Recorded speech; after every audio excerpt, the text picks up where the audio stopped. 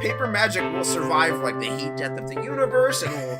Oh, it's a smuggler's copter. Would you like to crew this? And then it crashes because they don't understand arithmetic. All your cards belong to me. 2 minutes into macing him in the eyeballs, I switched to pepper spray. He's like, it's all right, refreshing. And went back to the mace. Magic is dying. I'm done. Selling everything. I might be a hoarder. And yes, I don't have the crayons or glue to explain this to you right now. What, are you gonna die twice? Oil will be worthless before magic cards will. well, okay, Dr. Man. That's Mr. Dr. Professor Jason. Welcome, everyone, to Brainstorm Brewery. It's Corbin and DJ this week. It's the two of us, and we are headed to a magic multiverse plane. We legally, I know everyone loves Liz. Yeah. We can't have her on. We legally can't ask her to cast during Pride Month.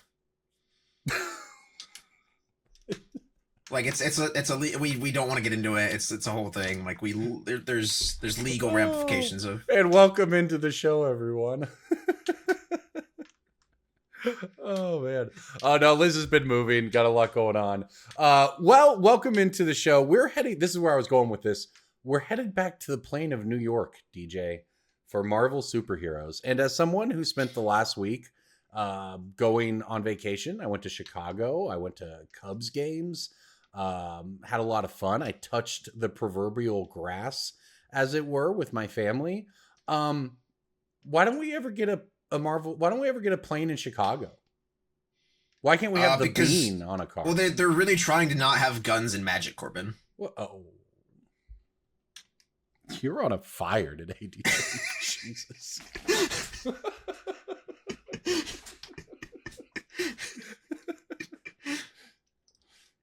We could have if we're going to have all these buildings in New York on magic cards, spread it around. Let's have the bean. You think that people barely tolerated the pizza and TMNT. You think they're going to tolerate Chicago style? You think that's not beyond the pit? Like, there's a threshold to the human capacity to take a beating. Well, they printed everything pizza. Now they're going to print nothing pizza. I actually didn't even have pizza while I was there. It's not pizza. I don't have strong opinions on this at all. Is New York the thin stuff and Chicago's the thick stuff? Chicago style pizza is a deep dish casserole, and there is an 8-minute Jon Stewart rant that I will be happy to link in the description. Sure. That covers most of my thoughts on this. I don't like thin, crunchy pizza. I want it to be soft, but I don't need it to be a whole, like, it's a lovely casserole. I like it's a good little Caesars. A good little what's oxymoron? Like, it's not, bro. There's the most delicious Little Caesars by our house. We got that gourmet Little Caesars. It's better than any other fast food pizza. And I understand, fast food pizza, but like most people eat fast food pizza. It's better than any of the other fast food pizza. Did the employee who tried to sell you on this pronounce it gourmet? Like, I know I'm not I'm not from New York City or Long Island. And by the way, I am frustrated that there is minimal upstate New York representation. We've gotten so much of the New York City plain, but New York is a bountiful state with like 900% more square footage to it than just the metropolis and the little asshole of the state. DJ wants some Buffalo representation here. A Buffalo or like the Adirondacks. Like, there's plenty of beautiful. The Avengers have. I think there's like 1 or 2 cards in the Marvel set that are representative of like the farm they have, the Avengers farm or whatever, where it's like the big battle fight happens in upstate New York. But like, I would like more representation of the Great Lakes and Finger Lakes area. If we want a true multiverse with lots of representation during Pride Month, I want like a Lake Ontario island. If we can get APAC and Eurolands, then like what's to stop us from having like a Grand Canyon mountain and like a Florida swamp? Speaking of things as old as the Florida swamps, I went to the Pokemon Fossil Museum in Chicago. Do you know about this? I am aware of it. I almost went with a friend of mine, but our schedules did not align for it. I would like to go see it before the whatever end of the year, I think, end of the calendar year. However long it's here, yeah. It's the first time it's been brought over from Japan. It was at the Chicago Field Museum. And they put up an actual... They turned an exhibit, I don't want to say a wing, like, several long rows of museum hallway into Pokemon fossils. And it was a mix of real world fossil facts in red and then blue Pokemon fossil facts in blue. So you can learn about like real dinosaurs. And then you also read about like the fictional history of Kabutops. And then they have like, 15, 20 foot long life size fossils of fossil Pokemon out. Like, Charizard is like 5'5". I am taller than Charizard. You know that? Yeah. No, there's a giant Tyrantrum though. Which is awesome, and I did not know that about Charizard. Actually, I guess it's kind of Charizard won't get a single swipe on Tinder. Like you all love the fire lizard so much. There's no Venusaur or Bulbasaur representation. Yeah, well, this is what I got hit. Charizard is an Andrew Tate listening manlet for sure. Like, this is what I got hit with the second I walked into the Pokemon Museum. In the wall, in a museum display, they have Pokemon Red and Blue. And then they have Pokemon base set, Charizard, or Charmander, Bulbasaur, Squirtle. And I go, Ben, that stuff's in our living room. Why is my childhood in a museum? And it's literally in the history museum. It's not even like blah, blah, blah, blah, meme. It's just literally in the museum now. So that was crazy. But Pokemon Go was fun. Yeah, I'm sure. All of which is to say, think about Magic, because you do kind of get the sense of this. I don't know if anyone listening has been lucky enough at a Magic Con, any of those things, to get to go to some of the art displays. I know Mike Linneman set up a couple of really cool events with a gallery of original Magic art dating back 30 years. And you do it's nice actually to take, in a less, taking psychic damage kind of way, to take in the history sometimes, as we're about to talk about the newest Marvel spoilers on the latest set that comes out every other month, to appreciate some of the history if you're a boomer like me. So that was all on that note. It was pretty cool in Chicago. And I hope to see more of that kind of stuff in Magic. Right? Like, yeah, Black Lotus should be in a museum. It probably is somewhere. I think I have seen, there's some display somewhere that has like an Alpha Lotus and like some other curated pieces. Yeah, you could actually make an entire, and I guess I'm museum maxing here, but you can make an entire museum to wing to like the history of cards, right? Like of trading cards, going so far back as to a deck of 52 playing cards. You could have a printing press in the 1700s. Well, you started at collectibles, and the first exhibit is like a bloodstained shiny rock from like 200 AD that Garb like smashed his brother's skull open for. Yeah, I mean, it's just lots of it's interesting because you think about like how the printing has evolved over the past 50 years. And this is a femur from 1998 where somebody got trampled for a Beanie Baby. Like, that would kill.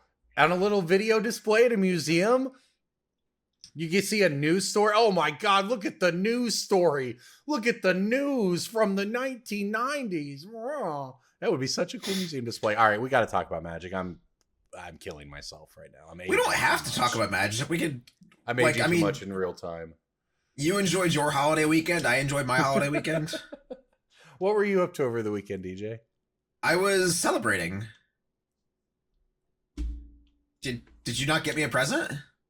What were we celebrating? I got you a present, everything. Oh my gosh. Check the text channel. I'm going into the text channel, folks. Oh my God, Jesus Christ. Somehow I totally missed this. DJ's right. It was 6-7 day yesterday. It was 6-7 day, and you didn't get me anything. Huh. I'm floored by this. You could at least do the emote. Wait, what emote does that mean? Add the 6 and then add the 7? No, the I'm on it. I'm adding the 6 now. no, the IRL. Do the thing. You're a boomer. You are a boomer. I'll do this. You're just talking about how, like, I can't believe my childhood's in a museum, and now you're like, DJ, what's with the 6 and the 7? Why is this so funny? 6 and 7 belongs. 6-7 belongs in a museum, bro. The kids are so off of that these days. You know what the youths love? The youths yearn for Magic the Gathering Universes Beyond? No, they yearn for the Backrooms. Backrooms universes? Backrooms Secret Lair? Let's go. Do you know about Backrooms? I did not know specifically about Backroom. I knew about creepypastas and, like, SCPs in general. I did not know about the Backrooms one specifically until I learned that there is a movie, and then I asked, what's the movie? And then I got treated as if I don't know anything about the internet by a friend of mine, which seems a little aggressive, but... Well, this one missed me too, but for those who don't know, Backrooms was the most popular movie over the past week. It's made $200 million at a former, like, indie studio, A24. It was originally started as a creepypasta, but what really created the... Corbin, what is a creepypasta, for those who don't know? Jesus. A creepypasta, often accompanied by a creepy photo or two, is something that gets posted on the internet that's just generally meant to be read late at night to creep you out. There's a bunch of really good ones from, you know, the Tumblr days of the internet, basically. I've read them all. It's fun. It was brain rot before TikTok, I guess. Yeah, I mean, they're scary stories meant for the internet. Dark. Meant for the internet, I would say. A lot of them, like, one of my favorite genres of creepypastas is, you know, whatever age I read these things, was like cursed amusement parks. I was a big fan of the haunted Pokemon games. Oh, yeah, I definitely something, yeah.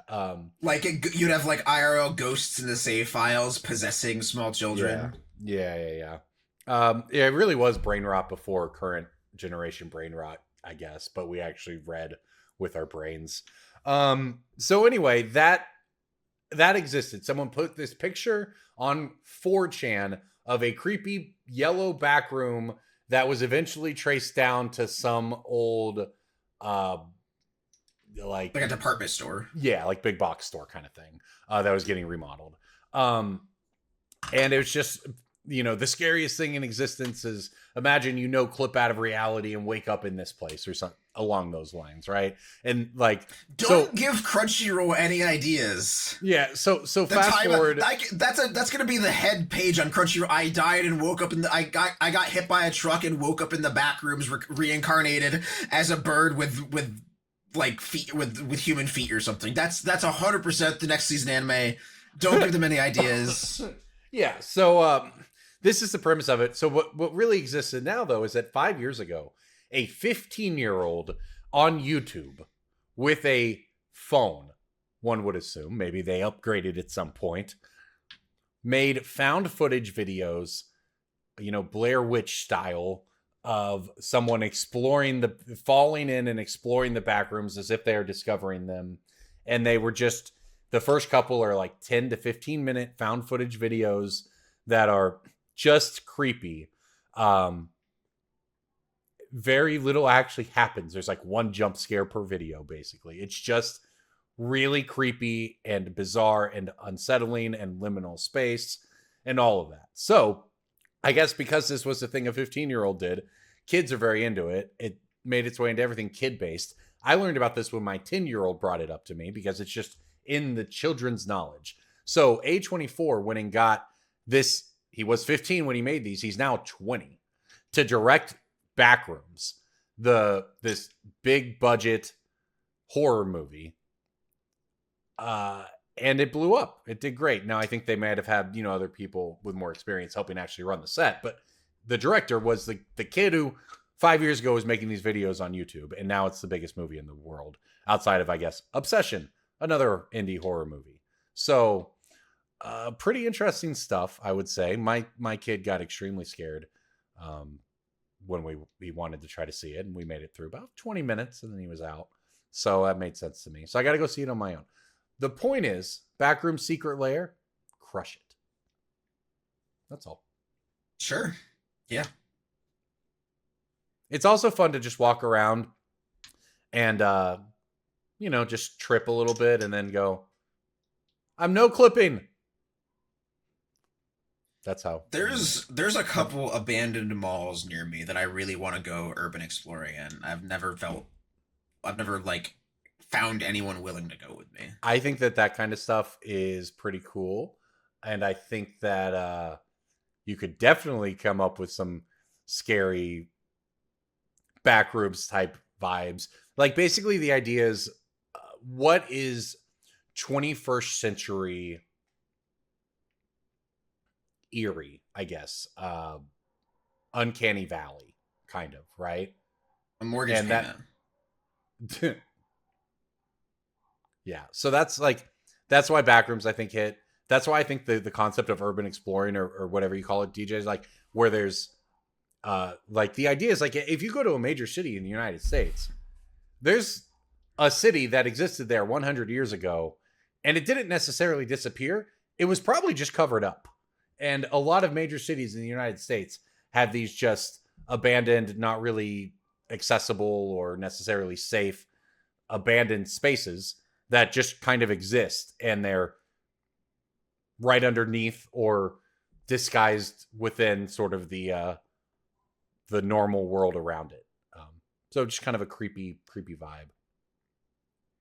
Send us your Backrooms footage for a chance to win a Brainstorm Brewery playmat. Send us. That's how the kid made the videos, DJ. He asked people to send him back their Backrooms footage. Yeah. It's crazy, man. I'll direct a fucking movie. How hard can it be? It's such a 2020 story, man. Jesus. I got this.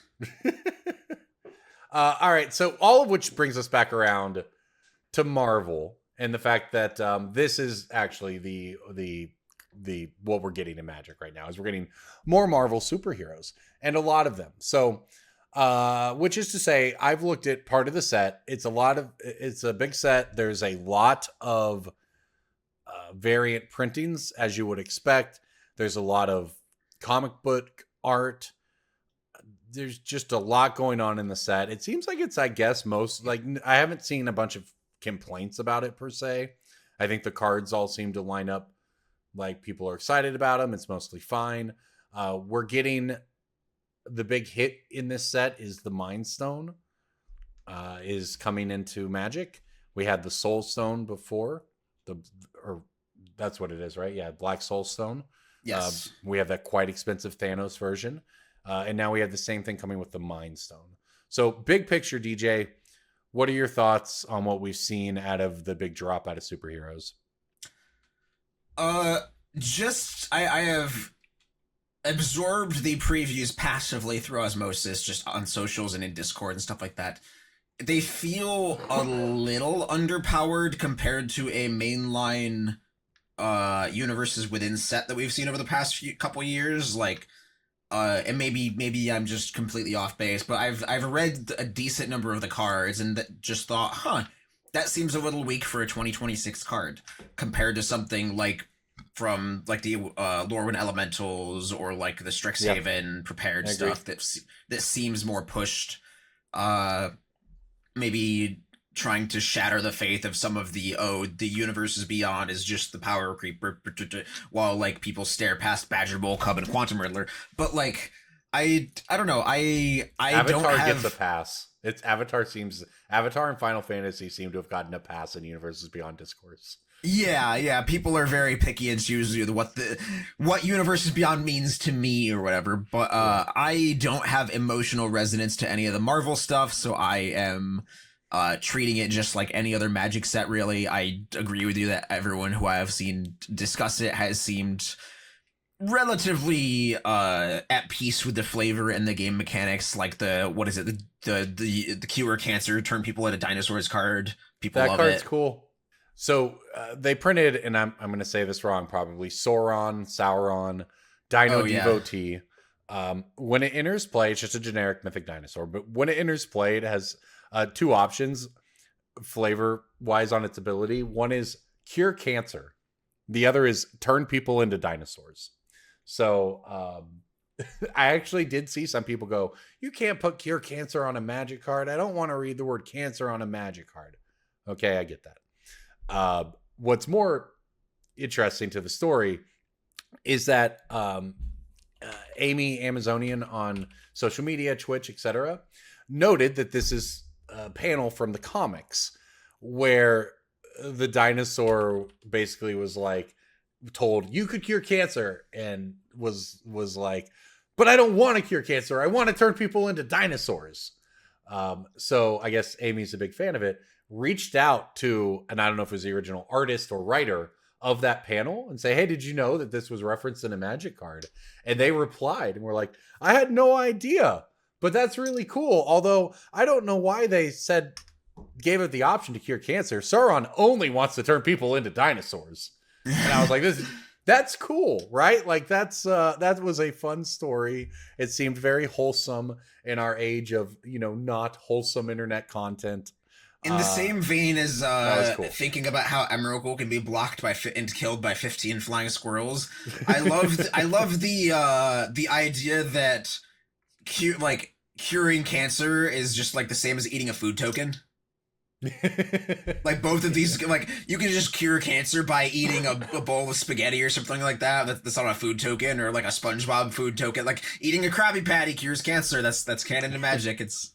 Well, without getting too into the weeds of it, I do think that this kind of card that is a deep cut to a panel of a character that isn't in the MCU, as far as I know, like no one's familiar with that character from the movie. This card's a vampire. Anything like that. This is a mono green vampire. Dinosaur vampire. It's got mutant right? Or maybe not mutant, but no, it's just dinosaur vampire villain. Yeah. Oh, villain's the third one. Yeah. No, that's cool. So I like it. So anyway, but that kind of deep cut is what I think helps make the Universes Beyond sets work. And I'm not saying they did or did not have any of that in Spider-Man, but I do think that kind of stuff is noticed and is generally pretty cool. So to your point, though, about the cards being maybe underpowered, it's a tough line to walk, right? Because I can think of like several different things for Wizards that go into consideration here, which is one, if you juice Universes Beyond too much, you might have to ban cards like Vivi, and that's probably not going to make the partner happy, right? So you probably want to avoid doing that. If you make them too weak, the set will not sell as well with entrenched players. It'll sit in stores like Spider-Man, and people will rage about it, about how it's a dud set and it's a waste, and it going too low on the power level hurts. You also don't want to bring in new players who love Marvel stuff or whatever and then give them a bunch of unplayable cards. So you don't want to go too low on it. So there's just a lot there. I think that it is a tightrope that I do not envy those who have to walk it. That's for sure. And those are concerns that are outside of the designs of the cards, Like those are literally just the IP concerns, not the actual concerns of how strong should the Mind Stone be when it's on the battlefield, like the actual rules ability that the R&D is being paid to make. So there's just to give you an idea, I guess, of how many levels there are in a Magic set release from its conception to its release and the design in between. A lot of different teams, I guess, have their hands in, incentivizing different things. Speaking of the Mind Stone, though, let's talk about the partner to the Soul Stone here. This is the white card in the cycle. It's 2 mana indestructible mana rock, and then it has 6 mana and tap it, and you can do this harness the Mind Stone. And then it has a little infinity symbol where if your card is harnessed, you can get that ability, which is at the beginning of your end step, exile up to one other target non-land permanent you control, and then return it. So it is a blink. So this is the black one was a reanimation mana rock. This one is a blink mana rock, and blink effects are enormously powerful in Magic. They're normally very reactive, though. Blink effects that do it specifically at your end step, normally less powerful. They're still in demand by Commander and casual players because, like, when games go much longer, you have more turns. Like Conjurer's Closet, exactly. Conjurer's Closet's huge. People love to do the thing, just like they love doing Coat of Arms, or they love doing, like, lords going wide with creatures or tokens, or like Panharmon, anything that says an additional time or things like that. People love it, but like, I don't know. It's very good, specifically because it is an untapped indestructible mana rock in a color that does not normally have access to that. Like, you get to cut out your normal Weatherlight version of the Mind Stone, which is very funny for the Mind Stone. As a 2-mana colorless mana rock, you get to swap it out. But good point. I agree with some of the concerns and feedback that I've seen so far of how are we going to fit 6 of these in like how do we have enough cards for 6 Marvel sets? Like, I don't think that we want a world where we get 3 super ultra rare mind or stones, and then we run out of gas in the tank and have to have the other 3 dumped unceremoniously in a secret lair or something like that. Like, that feels very bad for all involved. So, when you say 6 sets, DJ, what is the context there? Oh, there's like 6 slots in the glove, aren't there? Is it 5 or 6? No, you're correct. I say that's. I believe that Wizards said that there are going to be 6 total Marvel sets. Okay, yeah. So I'm just. Again, I am not a Marvel franchisee enjoyer, so I don't have the deep dive knowledge. But from what I have seen from the people who are, it's, hey, a Spider-Man set was probably not enough stuff, but we squeezed it out. This set, obviously, there's plentiful. It's just Marvel, like it's just Marvel superheroes. There's all the things we can do, and then people are like, okay, maybe there's an X-Men one specifically, and then after that, you're really digging deep for enough collaborative. Like, do we just get a whole Guardians of the Galaxy set? That feels probably maybe all the ghosts, all the not Earth side of things. What's the movie that everyone or Eternals? I never saw that one, but like, is that enough juice to squeeze out of a whole set? Like, no, I don't know. I am not the fandom here, but those are the complaints I have heard, and a lot of the recreationally offended complaints about these sets can be pushed aside or toned down or just like logically reasoned against. But that one I think is a legitimate concern of, because Wizards has a track record of thinking they can do something over the course of 5 or 6 years, and then copping out halfway. Like, they get all New Year's resolution-y with it, with like, oh yeah, we're gonna do masterpieces, Zendikar, Kaladesh, Amonkhet, fuck it, I don't know, whatever. We'll just get, or like signature spellbook, Jace, Chandra, Giddy, never mind, whatever. Like, there's a lot of precedent here for not sticking to 5-year timelines. Yep. Which this seems like there's a lot of emotional and financial investment to stick to said timeline, with licensing and the amount of hype that these stones have generated. Like, people have paid entire, like, cheap home in rural America price for one of these stones. Like, you can spend $30,000 to $50,000 on these soul stones at one point. People have paid that much money for them, and like, if you're expecting people to shell out over $150,000 for a full set, or like up maybe close to $200,000 for a full set of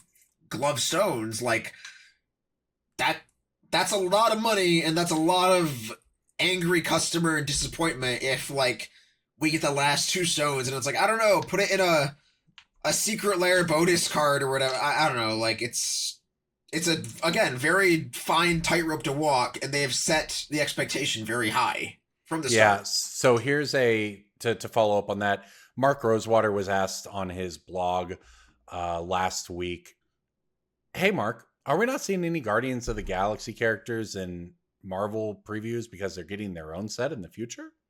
Mark says, I can't speak to any particular character's existence or absence, but I can say Marvel Superheroes is not our last Marvel set. We are making more than 2 Infinity Stones. Right. Yeah. I don't think and elsewhere they've said, right. I would say, and elsewhere they've said that they, I believe that they were going to do up to 6. So Spider-Man. We try to figure this out, right? Like it's Spider-Man, Marvel Superheroes. It'd be Guardians of the Galaxy, X-Men. I think you have enough for X-Men. But here's where I think things get more interesting. When the Magic the Gathering set, Doomsday, maybe not, Secret Wars, releases alongside the Marvel movie Secret Wars in 2028 or whatever. And I know nothing. I'm making all this up except that there are more Avenger movies after Doomsday planned. We're looking at this in a vacuum. How can they come up with this? How can they come up with this? Like, they may have this all tied to, if this is set to release around this time, then we want to release our set that, and I don't know anything about the rights to the movies, but I do think it helps, like, if you time up, this is the big thing in media, and our Magic set is releasing then, it goes a long way towards making those sets go deeper because you have more characters that will be familiar to the audience, I guess is where I'm trying to go with this. Yeah, they've tried several times and stuck the landing on a lot of them with these things landing on the same time as their other media property coming out, like the Fallout Secret Lairs. People very excited to get their what's her name, Lucille, forget her name, but like Lucille's the bat, the baseball bat. It can be both. But yeah, like Baldur's Gate they tried to do, but missed. Baldur's Gate was the one where it wasn't their fault and the game was not ready when Magic set was. We got the cards before the game. We're getting Avatar. I think we'll probably get another Avatar set to match the next Avatar show that's coming out next year. Mm-hmm. Like there's a direct sequel to Legend of Korra called Avatar 7 Havens that it is launching at some point in 2027. I would be very surprised if we didn't get an Avatar set that is like either both Korra and Seven Havens or just Seven Havens in its own right. The point is that like you said, they do try to stick the landing to whatever media is coming out, but that's also like with the Baldur's Gate thing. That's an ambitious throw. That's an ambitious pitch to stick the landing for, because there's so many things that can go wrong with licensing and with timelines. There's so many moving parts to get this right. Like I don't know. I'm overall very optimistic for Magic's future with all the things they're doing, but those kinds of very, very ambitious attempts to do things perfectly and envisioning themselves doing this without making changes or without making tweaks, or without having to steer the ship away over such a long time period, that's a lot. Yeah, I mean, somebody very visionary, not to like overuse, but like they had a vision for what Magic could become if it was to tie in with these things. And it wasn't even just then, well, what if we did a Final Fantasy set? It's, well, what if we timed our set with this other, what if we took that next level of coordination that can take it even one step further? From a corporate standpoint, I can understand why all of that is really exciting to try to pursue, and it is very interesting to watch play out. All right, well, we'll get off of that because there'll be plenty of Marvel in the weeks to come. It is time for Breaking Bulk. Breaking Bulk time. Sure. Yeah, we'll do that. Why not? Why not? It's just you and me, DJ, so I'm sure you'll crush me. But that's okay. I have a card that is it's a blue rare from Doctor Who. The one with Jodie Whittaker on it. I wouldn't know, but I don't think so. Okay. I don't know, man. Cyber Conversion. No, it's a good card. Very good card, but no. Something with time counters then. 0 time counter. This is a very generic card. It has no Doctor Who-ness whatsoever. Oh, okay. They could reprint this in Strixhaven and be fine. The card is called Flatline. It is Okay. 1 and 2 blue, or 1 blue and 2 colorless, instant. Creatures your opponents control have base power and toughness 0-1 until the end of turn. It's a worse sudden spoiling. There's no split second. There's no lose all abilities. Card Kingdom will pay you a quarter apiece on the regular ones, and $5 foil. the extended art ones are also $1.50, and it's a neat little kind of fog that lets you strike back and wreck their board. It's not the most powerful thing you can do for 3 mana at instant speed in blue, but it is affordable, and it very plainly does what it does. Although it also doesn't work with like anything with a bunch of +1/+1 counters is still going to kill you, which is unfortunate. But it's because it just changes their base power and toughness. But it's a break in bulk. My machine will pull it out and send it to Card Kingdom and make some amount of money for the machine to pay for itself. Sure, that's pretty good. Okay, I got one here that I'm pretty sure you're not going to get. It's a blue uncommon. I'm entering my Doctor Strange Mind Palace. Hang on. It's a blue uncommon from Amonkhet. Okay. So more of a Sure. Mind Temple. Is that all I get? I mean, it's a blue uncommon from Amonkhet. It's a Open the way. I even tell you it's a creature. Nope. Like the whatever unblockable 1-drop is in that set. Nope. It's an unguessable card, but it is a $1 Vizier of card. Tumbling Sands. Nope. Good guess though. This is a $1 buy list to Card Kingdom. This card is Ooh. also reprinted in Commander Masters and Jumpstart. Amonkhet uncommon creature, Commander Masters. I don't know where it's played. I don't know that it's played. I guess it may be in Commander. It's the similar cards see play in Standard, but this is a Commander card, I guess. $3 foil. Costs 7 mana. Oh, I know that. I do know this. It's the capture. It's like the card with the weird hand. It's like steal a permanent. What? No. It has seven mana. Hang on. The art is a kind of giant ethereal snake thing, looking all basilisk-y on a little. Oh, it's a pauper card. No, it's not a pauper card because it says something. But maybe it's reprinted as pauper in Commander Masters. Oh, okay, that might make sense. That could make sense. Like it is at common in Commander Masters, and it's gone up in the past 2 Like years. The card has in price. Yeah, so it's like cost less for instants and sorceries in your graveyard or some Yeah, shit. you're getting there. Okay. Cryptic Serpent costs 1 Oh less yes. for each instant or sorcery in your graveyard. Yeah, I suppose that makes sense. Pauper. This Makes is sense. a That pauper card's card good. for sure. What's interesting is that they've printed these. I mean, this is an Amonkhet, right? They've been printing these cost 1 less for instants and sorceries in your graveyard for a long time at this point, and they've never really. This seems like it broken would have been power crept in the past 5 years. Well, that's what I was getting to. Is they have power crept this, and similar type cards do see play in Standard. Most notably, Eddie Merc Crab.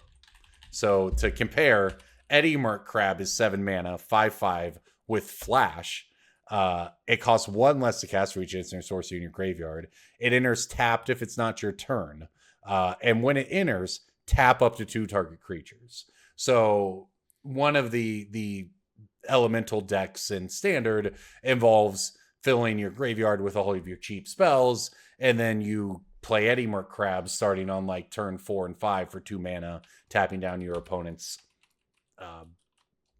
otters or whatever, that are trying to attack you. So Eddie Merc Crab, by the way, worth $2. I was just about to say, Eddie Merc Crab is the 3rd most expensive uncommon in Bloomburrow. I found that out by going to mtgband.com, which is the sponsor of today's podcast. mtgband.com is a lovely data aggregate / search engine / upload tool for collection tracker lists and everything like that. It is a beautiful, beautiful data set website. So I typed in the Scryfall syntax to pull out every Bloomburrow uncommon non-foil, sort it by value, and we have Patchwork Banner at $3, Into the Floodmaw at $2.50, Eddie Merc Crab at $1.60, Starscape Cleric at $1.38. I have to scroll a decent amount before I hit a card sub $1 And even then, when you get to these value cards, Card Kingdom needs them. Card Kingdom sells them for like $2.99 or $1.99 a piece. So like they're desperately hungry for these because they want to be the one-stop shop that has everything.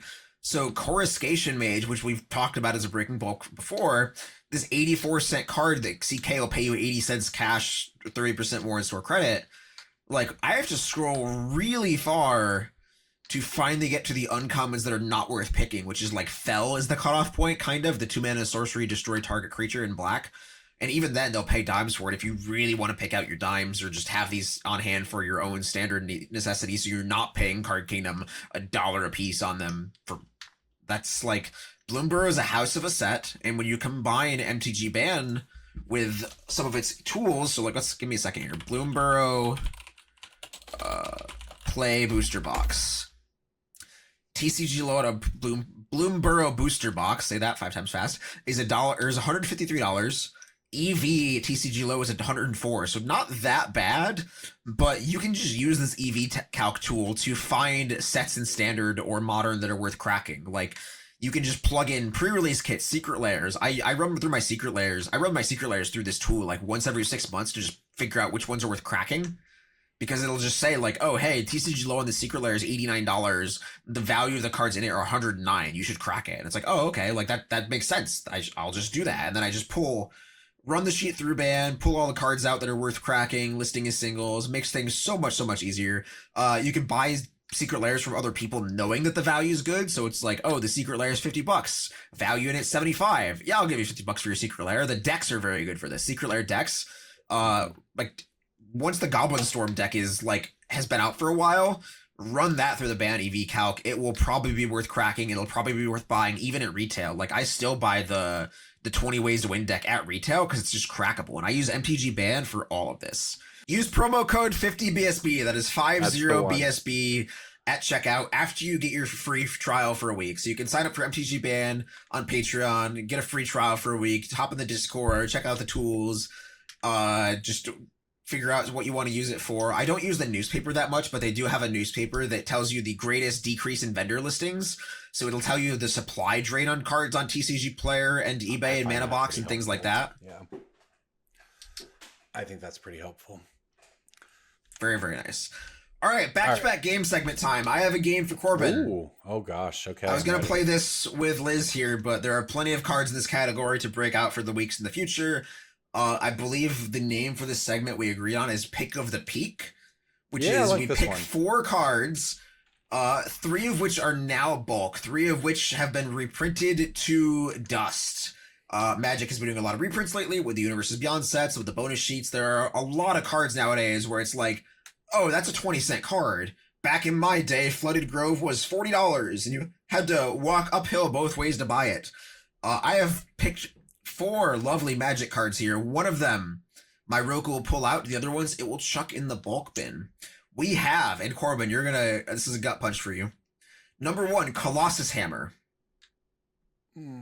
The equipment from Core Set 2020 used to be a modern staple, has been reprinted a lot. Maybe it's bulk, maybe it's not, but it's still a commander card. Like, getting around that 8 mana equip cost with various cloud-like things could have some playability.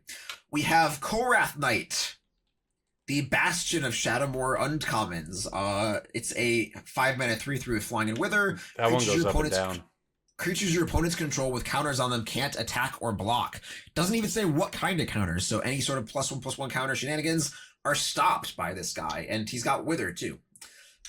Firebrand Archer is a 2 mana Hour of Devastation red common or uncommon, I think, but it's just it's a pinger. Whenever you play a non-creature spell, it goes in your Gerstenstern decks, it goes in your Storm-ish decks, it goes in all these things, and it's been reprinted a couple times, but it's also been a pauper card, I think. Last but not least, Exsanguinate. Unless it is least. Exsanguinate is a 2 mana black sorcery that costs black X. Each opponent loses X life, you gain life equal to the life lost this way. Before Torment of Hailfire, this was the OG killer, the 8 mana Scars of Mirrored, or not 8 mana, the $8 Scars of Mirrored and uncommon that you just drain everyone with after you sack your board to Ashnod's Altar. Corbin, which of these 4 cards is not a bulk card? Top of my head, No second thought, just vibes. Kolrath Knight. All right, he's locked in the Kolrath Knight guess. I will look it up on MTG Ban.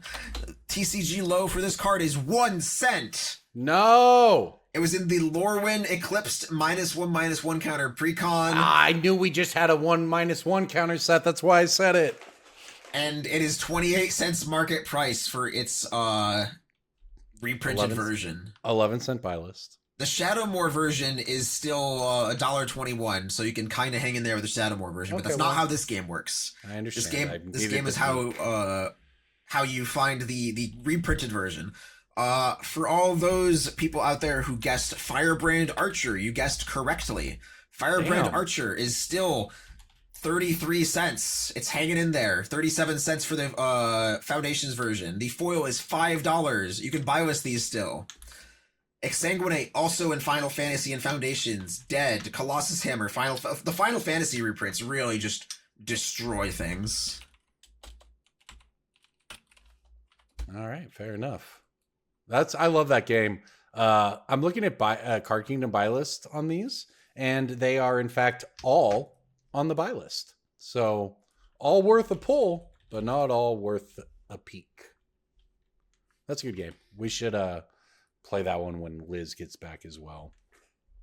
All right, I'll take the. I guess it's an L. The $1 Kolrath Knight wasn't bad. All right, I'm looking at prices on Marvel Superheroes. Before we do pick of the week, we want to at least run down sort of what this looks like. The most expensive card, DJ, is the Borderless Thanos coming out of the gates. Sure. Followed by Namor the Submariner, followed by the Coming of Galactus. Those are the three that are at the top of the obviously extremely early pre-sale lists. A lot of the comic book arts of the named characters seem to be what's coming out. Not necessarily the like paneled versions, but the like the named characters like Ultron, Captain Marvel, Monica Rambeau, Doctor Doom, a bunch of them, obviously pre-sale prices, but this is sort of the ones that people are at least thinking are going to be the highest. I am kind of in your boat in that I haven't done, I haven't seen anything in the set that I'm just like, oh, this card's going to redefine standard or whatever. But there's just so many words in the set that you have to assume some of them are good, right? I don't know. The bar for standard is very high right now, right? Yeah, like we've talked the past month or two about how you are sometimes dying on turn 4, and if you're not dying on turn 4, you're getting control locked to get Jeskai Revelation over and over. So like, I mean, we've talked a lot about how the format's balanced and about how it's fine and about how like by all the metrics of that Wizards use, standard is okay, even if some people would prefer it to be slower. So I don't know, like we didn't get a lot of standard cards from Spider-Man or TMNT. Maybe this is the same. Maybe there's like some weirdness where you're like ramping into Jeskai Revelation faster with the Mind Stone. I don't know. For instance, I mean, Spider-Man's also weird because like the single most impactful, I don't want to say that and be wrong, but one of the most impactful cards from it was just Multiversal Passage. And it's just been a $10 land since it came out. And that doesn't excite anyone, even though it's from Spider-Man. I mean, this set also has a rare cycle of lands too. We have a cycle of lands that are colorless. They come in untapped. And then they add the allied mana colors. We have like blue, white, black, red, green, etc. Activate only if this land entered this turn or if you control a basic land. So as we get to another standard rotation next year, maybe these are more playable. Right now we have a lot of dual lands to choose from. We have so many shocks. We have so much just like dual lands that we can play, multicolor soup kind of things like Jeskai control. The lands don't seem amazingly powerful. I like that they can continue to make unique dual lands 30 years later. Don't get me wrong. They're a neat design. Like activate only if you have a basic is okay, but then you still get to play them the turn you play them, which is create some interesting play patterns to think of when you want to play your lands. Yeah, and I to your point about the speed of the format, it's kind of a thing where even Wizards said they want it to be slower they don't like Standard being as fast as it is. But on the other hand, Standard is balanced, and there's more decks than anyone's seen in I don't know, this decade of viable Standard decks. So it's hard to, like, I think they're not going to unwind that to try to slow it down, I think, at least not until we get closer to rotation. So it does make it difficult for any card to break through as we come up on the limits of 3-year Standard here, right? Like, there's 6 months left in this year to release sets, then we'll have rotation and we'll lose a bunch of sets. When is rotating out of Standard at the rotation? So rotating out in early 2027, and this hurts me a little bit. Doesn't seem that long ago. Yeah, I like how you said rotation in the next 6 months, and then my brain was still hanging out in 2026. But we were halfway through. That's how time works. Get used to it. Legal until early 2027. So when we rotate, these sets will be leaving. Duskmorn, Bloomborough. That's a dynamic duo right there. Yep. Very powerful. Two very powerful sets. Big score. LOL. So a bonus sheet. Yeah. LOL. Outlaws of Thunder Junction. Okay. Murders at Karlov Manor. Doesn't seem like a big deal, but it's all the lands. Yeah, like when I mentioned the good dual lands of Standard, I was like, we have Shocks, we have whatever, and then I was like, do I say Surveil lands or will I be a moron? Like, and so I held off on mentioning Surveil lands because I did not know if they were Standard legal. Are Triomes still Standard legal? Corbin, the amount of time between Scars of Mirrodin and Battle for Zendikar is the same amount of time between Ikoria and now. What were the first 2 sets you said? Scars and Battle for Zendikar and Ikoria to now are the same amount of time. Oh my god. Same amount of time. Huh. All right. Also rotating then will be Lost Caverns of Ixalan and the Wilds of Eldraine. So everything is rotating. I mean, a lot of the Izzet decks come from Avatar. In their current forms. Like the Lessons deck is a lot from Avatar. Sure. However, Monument to Endurance is from Aetherdrift. So I believe that one will still be legal. So that means that the Lessons deck at that point would still possibly be okay. But I suspect that the card Storm Chaser's Talent will be rotating, right? Because that's from Bloomborough. Yes. Now, I actually expect that if they do anything, that one might get early rotated in, September or whatever, because I think most people agree Standard would be better without Storm Chaser's Talent, but at the same time, all the Izzet decks it powers are like not oppressive. They're just decks. So it's weird. But I would not be, I think that one's got to be on the chopping block before then, but it's going to be a whole new world come 2027 as far as Standard Magic goes. All right, well, before we get out of here this week, as always, we want to give you some picks of the week. Pick of the week, pick of the week, pick of the week. Time for the pick of the week. Remember, of course, that our patrons who go to patreon.com/BSB support the show for as little as $1 a month or $2 a month if you want the cooler flair in Discord.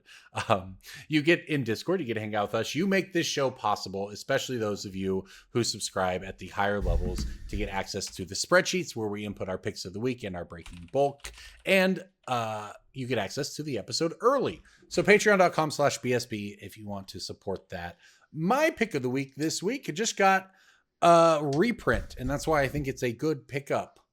Chameel, the Inner Sun, was originally in the Lost Caverns of Ixalan. It was a pretty popular card. At one point, it touched $20. However, after some reprints, most notably now in Commander Lore when Eclipsed, it's $5. It is under a $5 market price, in fact. So I think Chameel, the Inner Sun, out of specifically that $5 version out of the Lore when Eclipsed, is likely a good pickup. Now, maybe they hit this in some more Commander decks and then it doesn't matter. But at the same time, it was a mythic originally out of LCI, which was a pretty scarce set. It could just climb back up if it goes a while without a reprint. It's a really powerful card. Seems fine. I am always a fan of pick this generically good card from a pre-con whose value is just chopped down to a third of what it used to be and then let it ride, which is also what my pick is. Not a surprise to anybody. But we have a lovely little snake that was printed in a Strixhaven pre-con. Orin Frostfang is a 5-mana 2/6 snake, snow snake, attacking creatures you control have Death Touch. Whenever a creature you control deals combat damage to a player, you draw a card. There is another Death Touch synergy card in the Marvel Universe, the Serpent Society, with a ward trigger that everyone seems to be losing their goddamn minds over because it has the word poison on it. I love it. It is just worse hexproof, guys. Like, we've had hexproof for 15 years. It's okay. You can target this once in an emergency. It's not gonna kill you. It's going in my poison deck, baby. Sure. I mean, it's a 3-mana 3/4 Death Touch with ward at 5 poison counters. Get 5 poison counters. Whenever another creature you control with Death Touch dies, each opponent sacrifices a non-token creature of their choice. The non-token part there, it can be brutal. But it is just kind of a Death Touch synergy thing. And Orin Frostfang also says attacking creatures you control with Death Touch. So if your creatures have Death Touch when they attack, then when they die, they will trigger even more violence in the game. So Orin Frostfang was just reprinted from its fun little $10 previous price. Now it's down to like $3 or $4. Seems like a fine card to scoop up several of and put in a box. Or if you're building the Serpent Society, get these now. I don't think it's an emergency riser. It's not something that's going to go crazy right out the bat because the supply is so high. This is not like Persistent Constrictor. Went up a lot with the lower index because that was from like a call time precon from 1,000 years ago. This is not that situation. The supply on Frostfang is very high right now. You have plenty of time to just scoop them up slowly. It's just the kind of thing that'll slowly get back to where it used to be, which is $10. Yeah. Absolutely. All right. Well, I think that about wraps it up for us. Thank you, everyone, for listening. Thank you to MTG Band for sponsoring this show. Thanks to DJ for the 6-7 gift before the show. That that always helps. Always helps. And thank what? you all. it helps keep the wheels for the show. Sure. Primes the pump. Shout out to everyone who watched on the youtube.com/Brainstorm Brewery, where they got to see me with my crazy hair that I woke up with this morning and decided not to do anything with.